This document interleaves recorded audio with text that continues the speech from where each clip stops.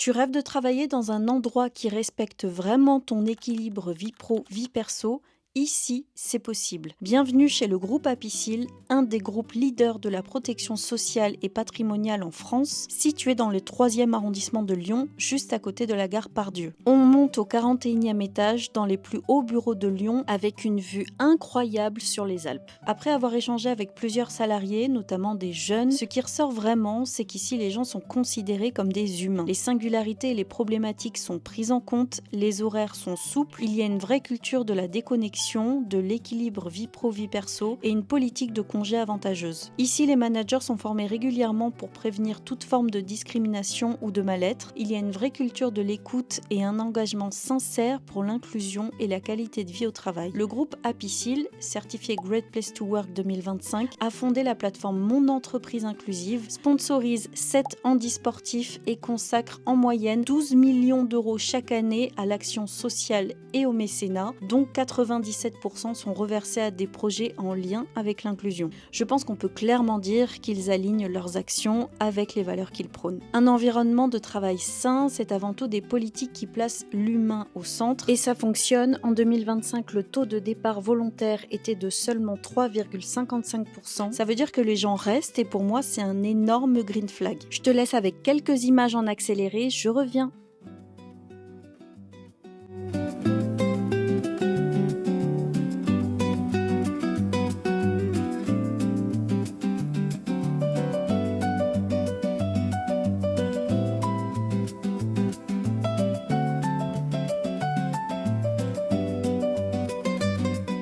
Et alors le clou du spectacle, en plus des bureaux ergonomiques et respectueux du corps, les salariés ont la chance incroyable de voir chaque jour un coucher de soleil spectaculaire au-dessus de Lyon. Perso, c'est ce qui m'a le plus bluffé. Je te laisse découvrir l'interview de Sylvain Martinet, responsable département développement du capital humain, pour comprendre plus en détail les valeurs et les initiatives du groupe Apicil. Si j'ai bien compris, Apicil n'est pas une entreprise axée sur une logique de profit.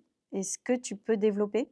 Alors effectivement, Apicil est un groupe de protection sociale, donc c'est un statut particulier. On est, un groupe paritaire et mutualiste et on est aussi une organisation dite à but non lucratif. Donc concrètement, qu'est-ce que ça veut dire? Ça veut dire qu'on ne rémunère pas d'actionnaires, voilà, on ne délivre pas de dividendes en particulier. L'ensemble de nos résultats quelque part, donc c'est important qu'on produise des résultats, ça c'est très important, servent soit à être reversés au bénéfice, de nos clients, par exemple assurés au travers de nos mesures d'action sociale, ou tout simplement reverser pour poursuivre notre développement. Puisque Apicil est un groupe qui est en croissance et pour pouvoir se développer, continuer à croître, acquérir pourquoi pas des nouvelles activités, eh ben, les résultats sont clés pour pouvoir poursuivre cette croissance. Je vois que vous avez de fortes valeurs sociales. Comment ça se traduit en interne?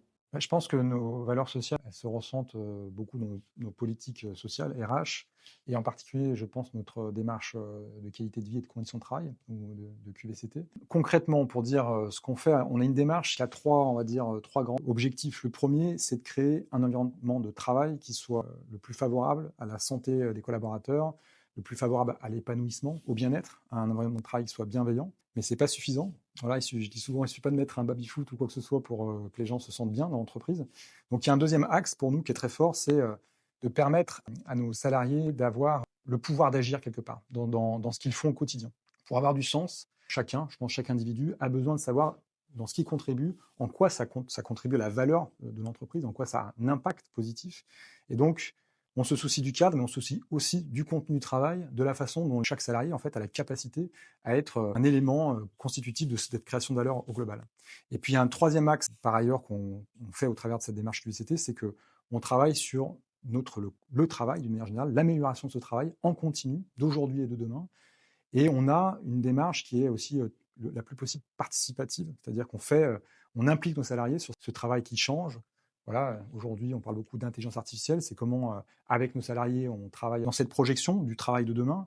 Mais ça va être aussi dans nos locaux d'aujourd'hui, par exemple. On a complètement changé d'univers, d'environnement de travail, on a changé de matériel, on a changé de plein de choses. Bah, de la même façon, on a travaillé avec nos salariés sur ces questions et pour se projeter dans ce qu'était le futur, dans ce qu'est notre présent aujourd'hui. Mais c'est une démarche qui est en continu. Et de manière plus significative, après, ça, c'est les grands cadres. On a des domaines spécifiques, on va dire, d'action ou d'intervention qui vont permettre de contribuer à ce bien-être et à cette qualité de vie. allez, je ne vais pas revenir sur le matériel, évidemment, de qualité, sur les espaces de travail, sur l'acoustique, bref, tout ce qui fait le cadre, mais c'est pas suffisant. On travaille beaucoup sur les questions aussi de conciliation entre, la vie personnelle et la vie professionnelle. Ça, c'est quelque chose qui est fondamental. On sait qu'aujourd'hui, les choses s'entremêlent de plus en plus avec l'hybridation du travail et voilà, chacun a sa particularité dans son temps de vie, donc on a des mesures qui vont être des mesures d'adaptation des horaires. Évidemment, on a du télétravail. On a des mesures spécifiques, par exemple, pour la parentalité, comme des places en crèche, par exemple, tout simplement, qu'on met à disposition de nos salariés. Comme on va avoir des mesures spécifiques pour des personnes qui peuvent être atteintes d'un handicap, par exemple, où on agit beaucoup sur ces questions. Et encore d'une autre mesure, un sujet qui revient beaucoup en ce moment, on aide aussi des personnes qui sont elles-mêmes en situation d'aidance. Et donc, on a des mesures spécifiques sur ces sujets. Et là aussi, d'ailleurs, on est labellisé Capandéo sur ces aspects. On est aussi dans le soutien, quelque part, dans ces situations. Donc, dans les danses, on a besoin d'écoute. Donc, on a une assistante sociale. On a des cafés des aidants, par exemple, qui permettent de réunir des personnes qui sont dans des situations similaires et qui peuvent aussi être à l'écoute et ressources les uns des autres. Pareil sur des congés spécifiques aussi à ces situations. Donc voilà, on essaye en tout cas d'adapter en fonction des moments, de ces moments de vie, des aides qui sont souvent des aides effectivement qui permettent d'avoir un peu de répit parfois quand c'est des situations comme ça. Et puis être à l'écoute aussi, c'est ça qui est très important. Vous avez indiqué avoir un taux de turnover de moins de 10%, ce qui est assez rare. À votre avis, à quoi c'est dû? Alors oui, il est bien moins de 10%. On a même un taux, alors on ne parle pas de turnover, on parle de départ volontaire qu'on calcule. Donc, c'est les personnes qui font une fin de période d'essai, par exemple, à leur initiative, c'est des ruptures conventionnelles ou c'est des démissions. Et là, on est autour de 3,55% sur l'année 2025.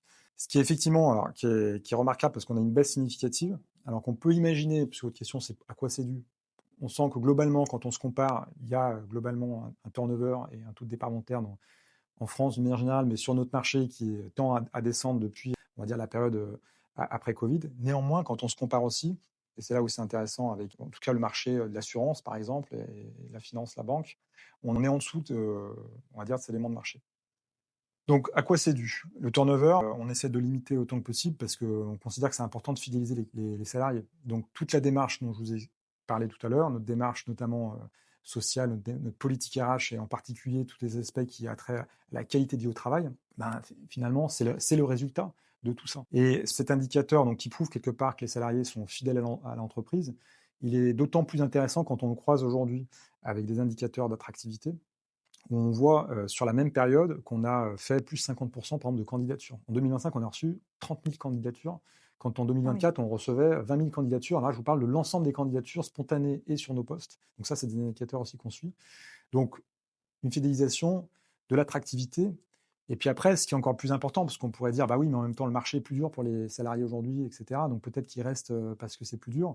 Mais on sait aussi, parce qu'on a une autre mesure, en l'occurrence, qui est faite au travers d'une enquête d'engagement qui est Great Place to Work, et qui montre, donc ça a été des résultats, donc on a été certifié, le groupe Apicil a été certifié en 2025, et on a près de 8 salariés sur 10 qui déclarent être fiers du groupe Apicil. Donc l'ensemble de ces faisceaux nous montre, et on est très content, qu'on est une entreprise attractive, que les collaborateurs s'y sentent bien, elles sont fières de cette entreprise et qu'elles veulent y rester. Et je pense que une des clés et une des choses dont je n'ai pas parlé, qui fait partie intégrante pour moi de ce que sont notre politique QVCT en matière générale, c'est que c'est pas tout à fait pour rien qu'ils restent. On aime, nous, conserver nos salariés, mais on leur crée des parcours aussi pour le faire. On a une mobilité interne qui est assez importante chez Apicil.